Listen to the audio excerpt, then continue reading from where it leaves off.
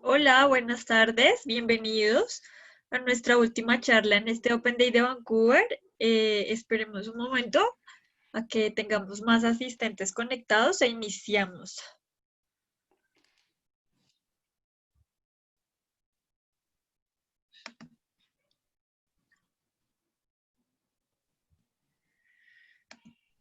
Bueno, estamos en compañía de Ana María Mejía, quien es Immigration Consultant y va a estar ayudándonos con alguna información en este momento. Creo que es la más importante que necesitamos, la información que necesitamos tener más clara para poder viajar cuando sea posible y para poder seguir con nuestros proyectos que tenemos. Yo soy Jenny, listener de Latinoamérica, y estaré acá acompañando a Ana María y respondiendo pues las preguntas, ayudándole a Ana María a leer las preguntas que ustedes tengan. Ella va a hacer una presentación, nos va a dar alguna información importante y finalizando, pues estaré leyendo todas sus preguntas. Las que no alcancemos a leer, pues porque el tiempo es un poco corto, por favor no duden en contactarnos. Nos pueden escribir a hello@youtubeproject.com y con gusto estaremos ayudándoles. Entonces, muchas gracias Ana María por acompañarnos hoy.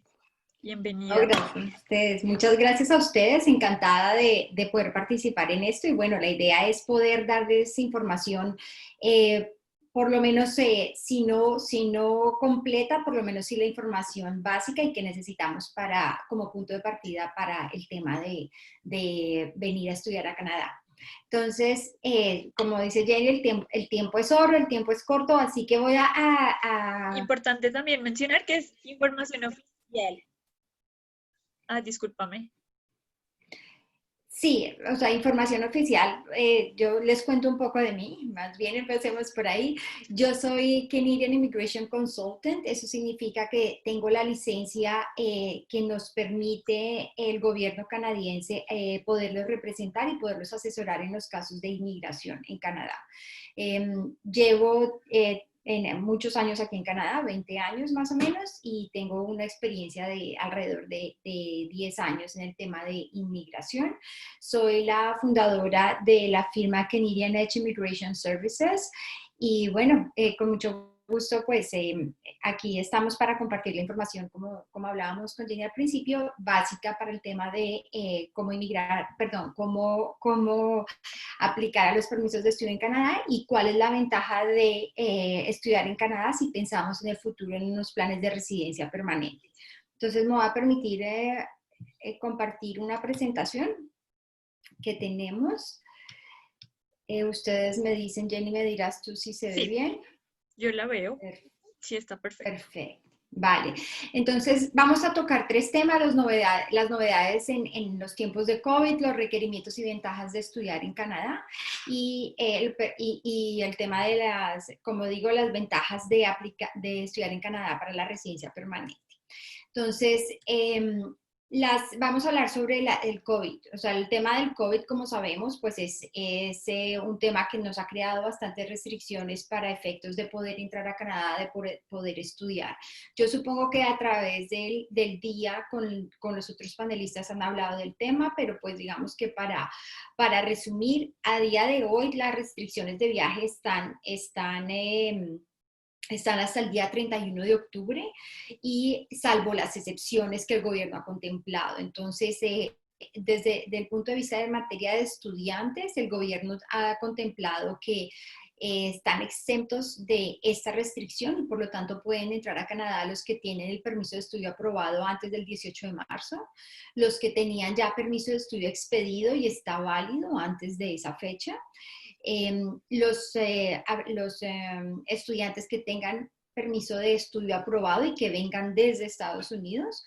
Y a partir del 20 de octubre dicen que van a empezar a dejar entrar también estudiantes que tengan obviamente las aprobaciones del caso y eso, y que vengan a instituciones que cada provincia ha designado como lo que ellos llaman COVID-19 Readiness, o sea que están listas para recibir estudiantes internacionales. El día de mañana van a dar los detalles sobre esta excepción específica, así que vamos pues a estar atentos y tan pronto tengamos más novedades pues a través de YouTube probablemente vamos a poder encontrarlas y con muchísimo gusto pues vamos a estar atentos y proveer la información que se requiera. Entonces vamos a hablar del tema de los permisos de estudio brevemente. El tema de, yo siempre defino que el documento al que vamos a aplicar para entrar a Canadá tiene que coincidir con nuestra intención. Entonces, si nuestra intención es visitar, no necesitamos nada diferente, sino a lo que se llama una visa de estudiante, o perdón, una visa de turismo, o si somos ciudadanos, por ejemplo, de la Comunidad Europea, necesitamos lo que se llama un Electronic Travel Authorization o un ETA. Si lo que vamos es estudiar, independientemente del qué tan corto o qué tan largo sea el programa, podemos aplicar un permiso de estudio y para ello vamos a necesitar tanto el permiso de estudio como el ETA o como la visa a que haya lugar, pero los dos procesos se hacen al mismo tiempo. Y si vamos a trabajar, tenemos que aplicar al permiso de trabajo. Entonces es así de sencillo tener en cuenta cuál es nuestra intención para entrar a Canadá para aplicar a la documentación que refleje nuestra intención. Un permiso de estudio es este que aparece en la pantalla, ese nos lo dan cuando entramos a Canadá. Entonces, cuando aplicamos para un permiso de estudio estando en nuestros países de origen y nos lo aprueban, nos dan una carta diciendo felicitaciones, lo hemos aprobado. Si se nos aplica una ETA, también nos dan el número de la ETA. Si nos aplican una visa, nos van a pedir el pasaporte, pegar la visa del pasaporte y ya. Cuando entramos a Canadá, el oficial de inmigración en el puerto de entrada nos da este documento. Este es el documento que nos da el estatus de estudiante. Ahí pues pueden ver que pues tienen ciertas especificaciones, pero básicamente para efectos de esta charla, pues queremos señalar es eso, ¿no? Que es un documento que está aparte de la visa o de parte de la ETA y que no lo recibimos en nuestras casas, en nuestros países de origen, sino que nos lo dan cuando entramos a Canadá. ¿Cuándo se necesita un permiso de estudio? Es mandatorio, o sea, es obligatorio tener un permiso de estudio cuando vamos a estudiar un programa que dura 6 meses o más. En esos casos no podemos estudiar ni siquiera un solo día si no tenemos el permiso de estudio. Es opcional si nuestro programa va a ser menos de 6 meses. Entonces, si nuestro programa va a ser 6 meses o menos, tenemos las dos opciones, aplicar para el permiso de estudio o aplicar para una visa de visitante y con eso podemos estudiar, pero únicamente hasta 6 meses. Entonces, mi consejo siempre es que si nuestra intención es estudiar y que si estamos pensando, por ejemplo, en un programa de 6 meses con la posibilidad de que de pronto lo vamos a extender así sea una semana más, 2 semanas más, queremos aplicar para un permiso de estudio desde el principio, pero si sabemos que no vamos a estudiar por más de 6 meses, podemos aplicar únicamente una visa de visitante. Igual siempre podemos aplicar un permiso de estudiante si queremos. ¿Qué no se permite cuando tenemos un permiso cuando no tenemos un permiso de estudio? No podemos salir y volver a entrar consecutivamente, o sea, lo que les estaba comentando, si solo vamos a estudiar 6 meses, podemos hacerlo sin problema con una visa de visitante. Si resulta que estudiamos 6 meses y estando acá cambiamos de idea y queremos hacer otros 6 meses más, no es el espíritu de la ley permitirnos salir y volver a entrar inmediatamente, así que no lo deben hacer, no es mi consejo, y los oficiales de inmigración en el puerto de entrada, cuando van a entrar por segunda vez, les pueden decir que no. Y la otra cosa que no pueden hacer es seguir estudiando pasados los 6 meses. Entonces, así apliquemos para nuestra extensión de estatus en Canadá como visitante, eso no significa que podemos estudiar más de 6 meses. ¿Cómo aplicar el permiso de estudio? Tan pronto recibamos la carta de aceptación, idealmente debemos aplicar con una anticipación de 3 a 4 meses. Un año antes no es muy útil, 2 semanas antes tampoco es muy útil. Un año antes no es muy útil porque el oficial de inmigración puede decirnos que no, porque cuestiona nuestra intención de entrar a Canadá.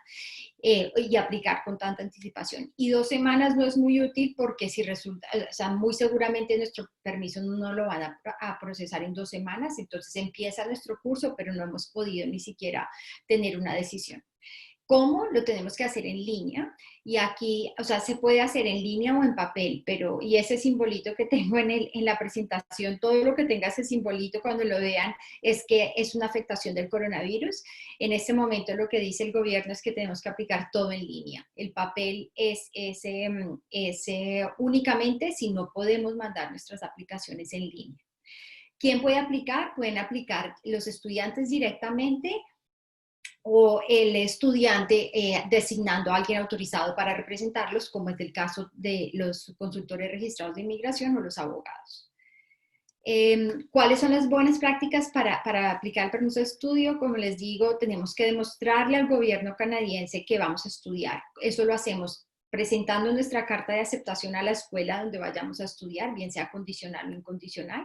Debemos demostrarle también que tenemos los fondos suficientes para vivir y para pagar nuestros estudios en Canadá. El gobierno calcula que además de la matrícula, los gastos de manutención son equivalentes a $10,000 por año o $850 por mes.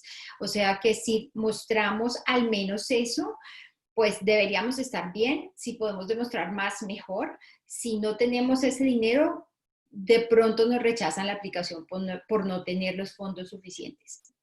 Ya vamos a hablar en un momento que podemos trabajar en Canadá mientras estamos estudiando, pero tengan en cuenta que el gobierno no toma eso como fuente de dinero. El gobierno asume que ustedes tienen ya la fuente de dinero y los recursos suficientes para estudiar en Canadá, y ya de aquí en adelante con lo que trabajen y todo eso, pues digamos que es buenísimo, pero no cuenta con que ustedes se van a poder mantener con lo que ganen en Canadá.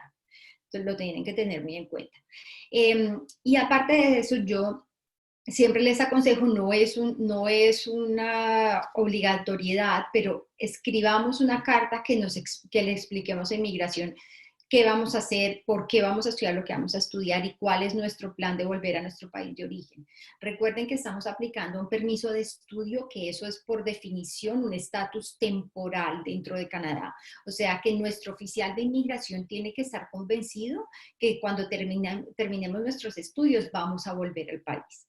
Es importante nombrar acá que la ley canadiense permite lo que se llama una intención dual, una intención doble, es decir, la ley entiende que alguien que tiene un estatus temporal, como por ejemplo estudiante, puede que quiera también ser en el futuro un residente permanente. Entonces eso no es ilegal y mucho menos no es razón para negar una visa. Pero lo que sí quiere estar inmigración convencido es que ustedes van a volver a su país de origen cuando se les acabe su estatus legal.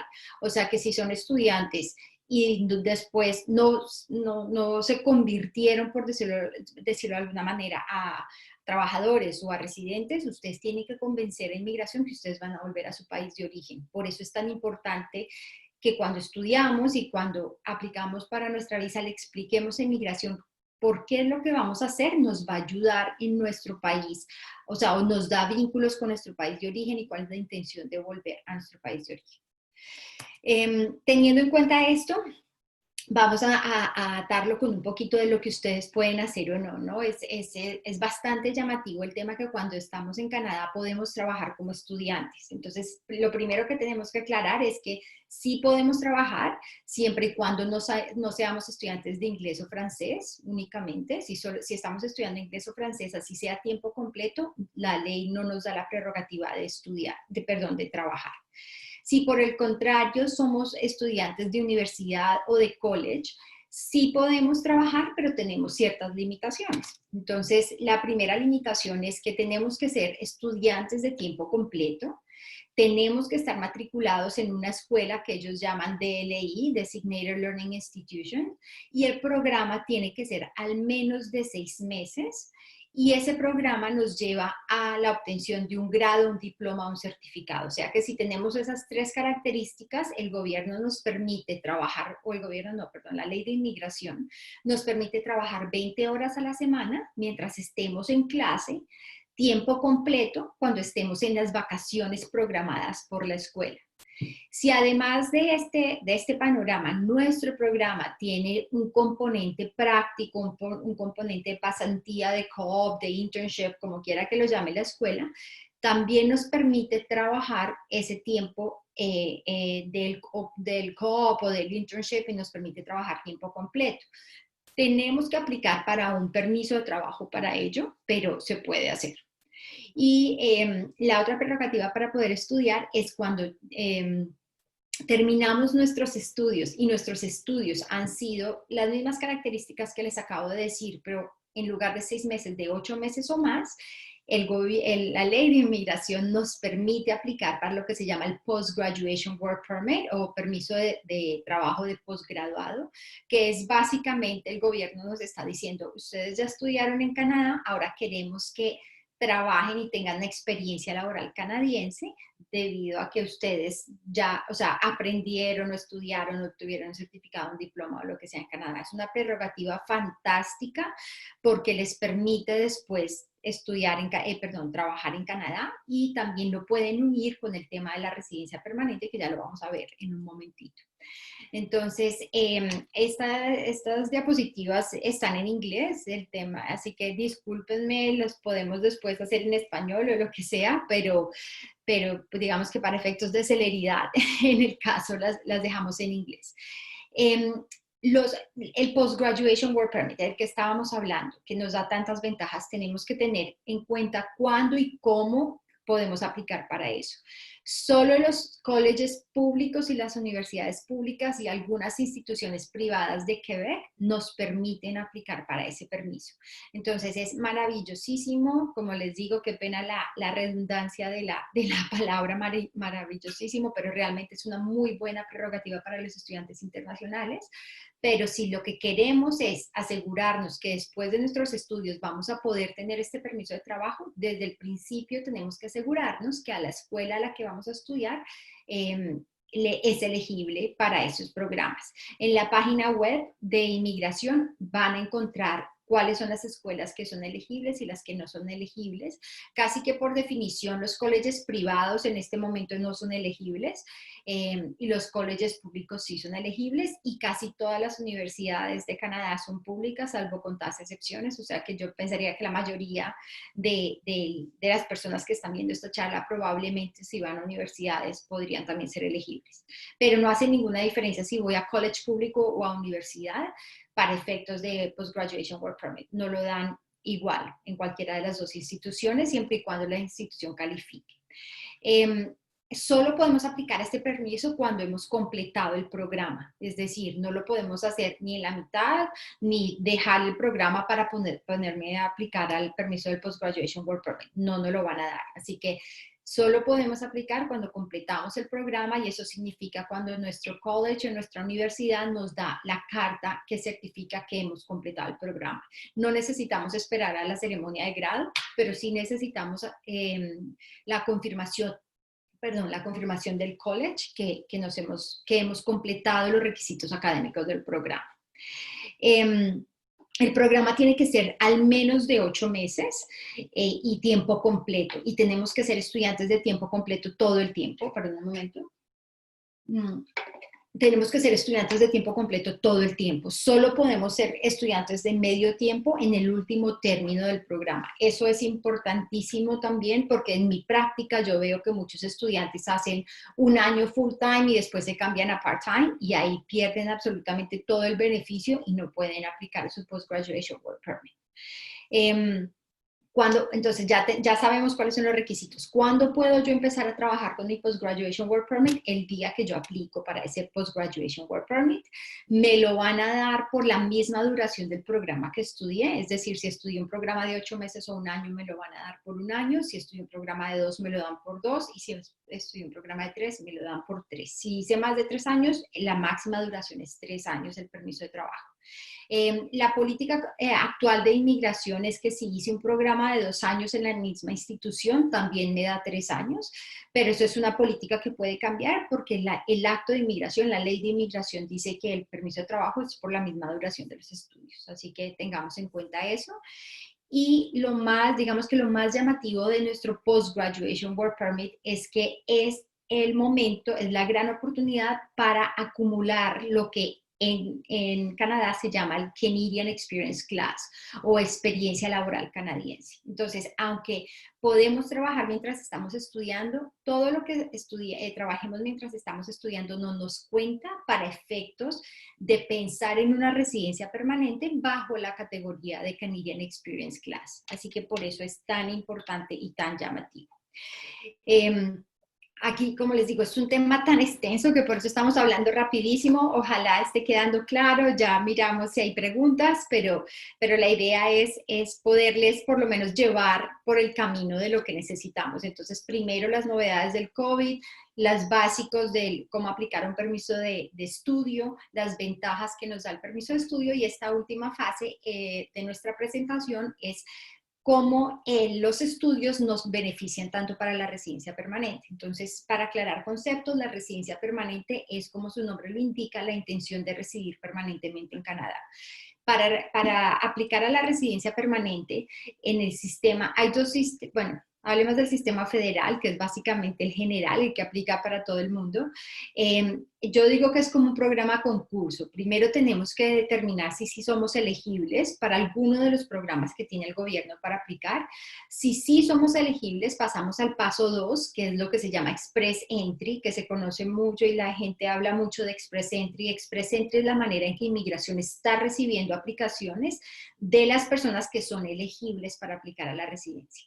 Entonces entramos al Express Entry, llenamos nuestro formulario, que es un formulario en línea, donde le contamos a Inmigración quiénes somos, cuántos años tenemos, nuestros estudios, nuestra experiencia laboral, nuestro conocimiento de inglés o francés, todo lo demás, y ellos nos dan un puntaje de acuerdo con un sistema de puntos que tienen y nos ponen en lo que se llama, nos incluyen en lo que se llama el pool de candidatos o el banco de candidatos. Entonces, en el Express Entry están todos aquí los que queremos aplicar a la residencia. El gobierno periódicamente entra a ese banco de candidatos y escoge a los que ellos consideran en ese momento los mejores candidatos, es decir, a los que tienen un puntaje específico que están escogiendo en ese momento. Y si nos escogen, pasamos al paso 3, que es la invitación a aplicar a la residencia permanente. Entonces, ¿cómo sabemos? O sea, o cuando a mí me preguntan, yo quiero aplicar a la residencia, siempre, a diferencia de como era antes, que era soy elegible, envío la aplicación y espero, ahora es soy elegible, ¿cómo hago para mejorar mi perfil para que sea yo el que el gobierno me quiere escoger versus la persona que está al lado mío que tiene mis mismas calificaciones? Entonces, es un sistema competitivo, todos entramos a competir y por lo tanto es tan importante tener el mejor perfil posible. Y ahí es cuando estudiar en Canadá nos ayuda a tener un mejor perfil versus no haber estudiado en Canadá.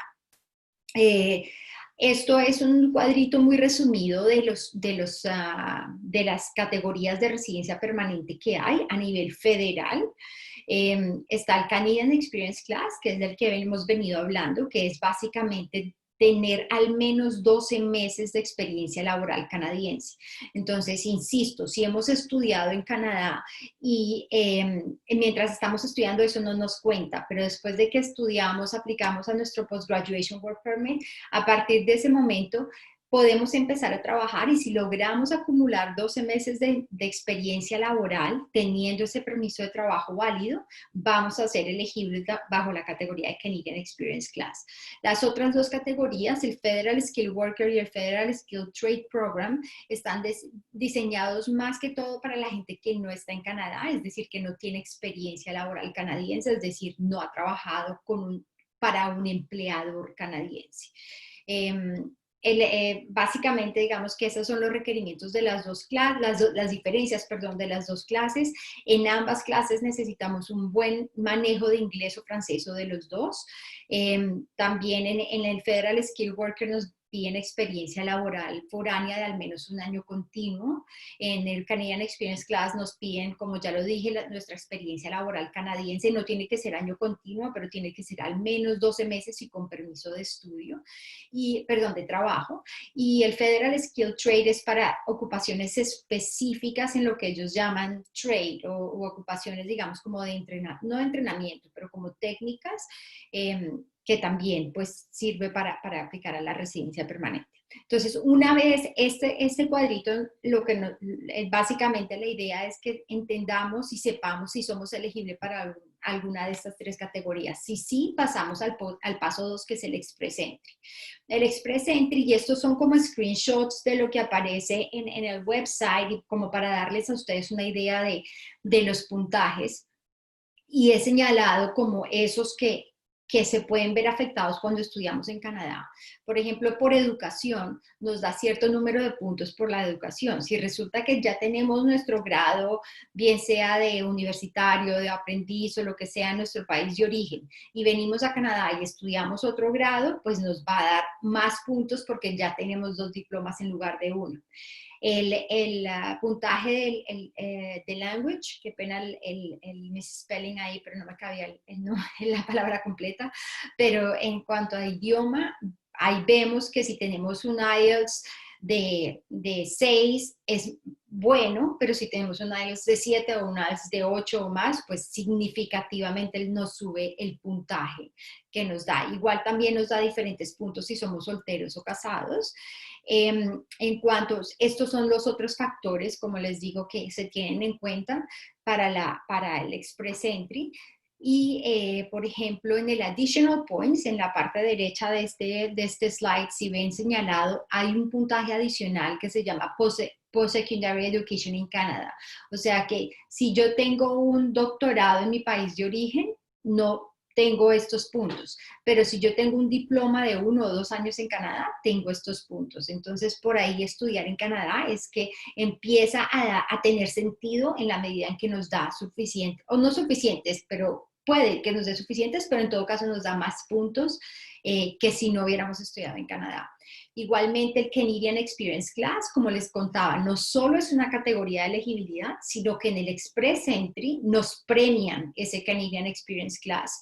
Entonces, además de haber sido elegible porque yo cumplo con los requisitos de la categoría, me dan puntos por ser en esa categoría. Entonces, insisto, el Post-Graduation Work Permit nos va a permitir construir un perfil profesional que nos haga elegibles bajo el Canadian Experience Class con todas las ventajas que les estoy comentando.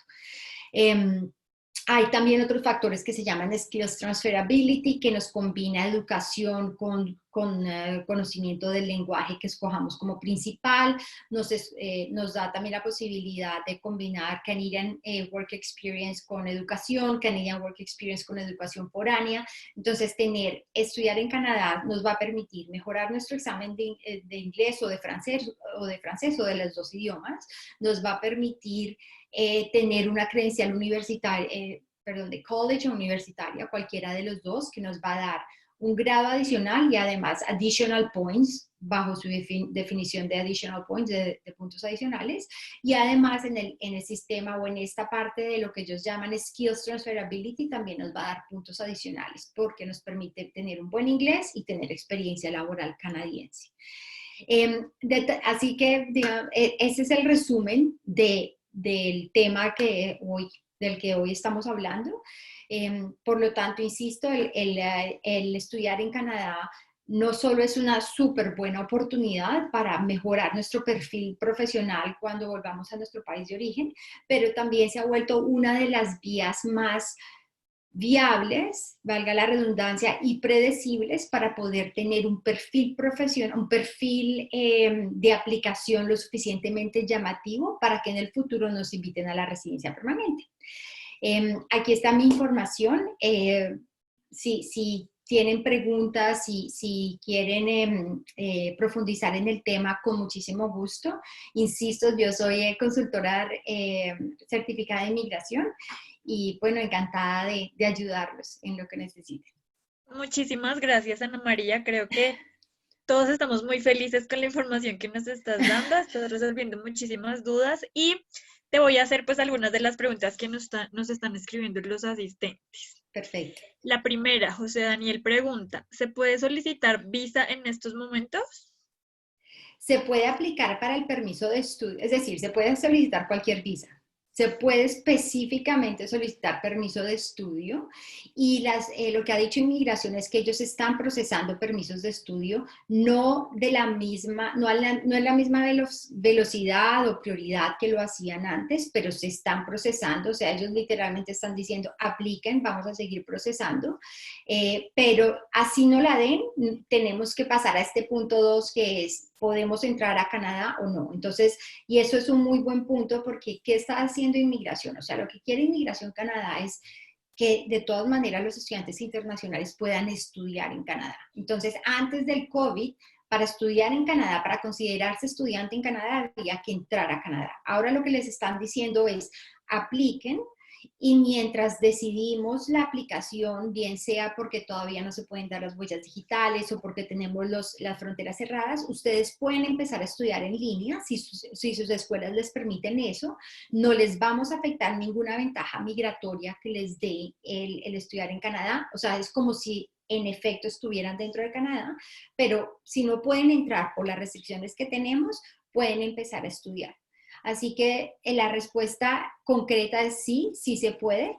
La respuesta más detallada es sí se puede, pero eso no significa que te la van a dar, que te la van a dar inmediatamente o que así te la den puedas entrar a Canadá. Hay que estar mirando las noticias a ver qué pasa con las restricciones.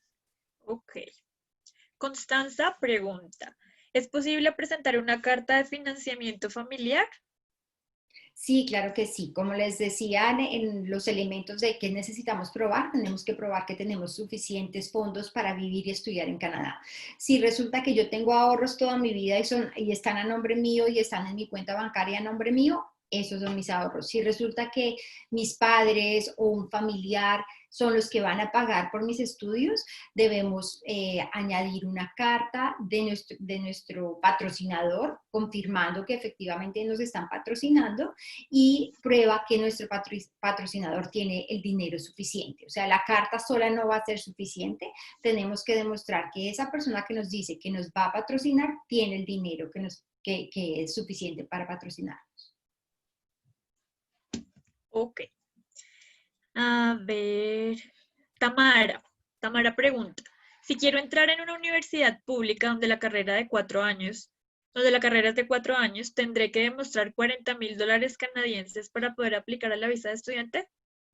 Mira, lo que dice el gobierno es que debes demostrar al menos un año. Entonces, en teoría, deberías demostrar lo que te vale la matrícula del año, más los $10,000 del año, más algo más que son los gastos de transporte. Pero si puedes demostrar más que eso, mejor. Porque muchas veces dicen, no tiene sentido que alguien se comprometa a estudiar 4 años cuando solo tiene lo del año. Insisto, porque el gobierno asume el gobierno no asume que tú vas a conseguir un trabajo en Canadá que te permita vivir. Entonces, si no tienes ahorros de $40,000, si no tienes ahorros de 10,000 o de 20,000, mi consejo es, si tienes fuente de ingresos de los siguientes años, pues muestra eso. El ejemplo de yo tengo propiedades, por ejemplo, en mi país de origen y eso me representa una renta y las voy a seguir recibiendo en el resto de los años. Entonces yo envío mis extractos bancarios mostrando que tengo mis 10,000 o 20,000 dólares de este año y además muestro como fuente de ingresos el contrato de arrendamiento de mis propiedades, por ejemplo, o préstamos estudiantiles, o si mis padres me van a ayudar con los otros años, entonces doy mi información financiera y además la carta de apoyo financiero de mis padres, con bien sea carta de trabajo de mis padres o fondos de mis padres o así. Entonces, no, lo que dice la política migratoria es no tienes que mostrar más, o sea, no es que no tengas que mostrar más, perdón, lo mínimo que debes demostrar es un año, pero si puedes demostrar más, mejor. Ok. Por acá había otra pregunta. ¿Es posible aplicar con fondos de una empresa propia? Si ese es el caso, tienes que demostrar primero que efectivamente la empresa es tuya. O sea, si yo estoy diciendo, yo tengo suficiente dinero y mi empresa se llama empresa fulano de tal, y yo solo muestro extractos bancarios de fulano de tal, pero no muestro la correlación que hay entre mi persona y la empresa, el caso es bastante débil. Así que tenemos que demostrar pues propiedad, o sea, que efectivamente somos propietarios. Y lo otro también que es muy importante es que tenemos que demostrar que la empresa tiene la capacidad económica. Es decir, si mandamos extractos de una empresa en donde se reciben 100.000 dólares, perdón, 100.000 pesos y al final del año, o 100.000 euros o lo que sea, y al final del mes nos hemos gastado esos mismos 100.000, pues la empresa no tiene capacidad económica para asumir nuestro costo de estudio. Entonces, eso también tenemos que tenerlo en cuenta. No es lo que gane la empresa, sino la capacidad, o la persona también, sino la capacidad que tenemos de asumir el gasto de estudiar y vivir en Canadá. Ok. Creo que ya se nos está acabando el tiempo. Sí. Por favor, las personas que no han podido resolver sus dudas, la verdad es que muchas personas nos están haciendo diferentes preguntas y pues el tiempo no nos alcanza para responderlas todas. Ya tienen los contactos, el contacto de Ana María, y a nosotros también pueden escribirnos por nuestras redes o al correo hello@youtubeproject.com, y con gusto estaremos ayudándoles a resolver las dudas. Muchísimas gracias, Ana María. Creo que ha sido muy buena la información que nos has dado, súper útil. Muchísimas gracias por acompañarnos. No, muchísimas gracias a ustedes. Sí, o sea, no, las preguntas, con muchísimo gusto, mándenme un email. Las preguntas de casos muy específicos podemos programar una consulta, porque nosotros por ley realmente tenemos que hacer con consulta, con contrato y eso, porque pues es información confidencial, ¿no? Es una cosa bastante seria, pero encantadísima de resolverles las dudas generales que tengan, y a través de YouTube también. Y bueno, estén pendientes de qué novedades salen mañana, para ver cómo seguimos con el tema de poder otra vez recibir a estudiantes internacionales dentro de Canadá. Esperemos que sean muy buenas noticias para todos. Esperemos que sí. Muchísimas gracias, así será. Muchas gracias a todos los que nos han acompañado. Eh, los veremos en otra edición de nuestros Open Day de Canadá, y muchísimas gracias a todos y que estén muy bien. Muchas gracias a todos. Chao. Adiós.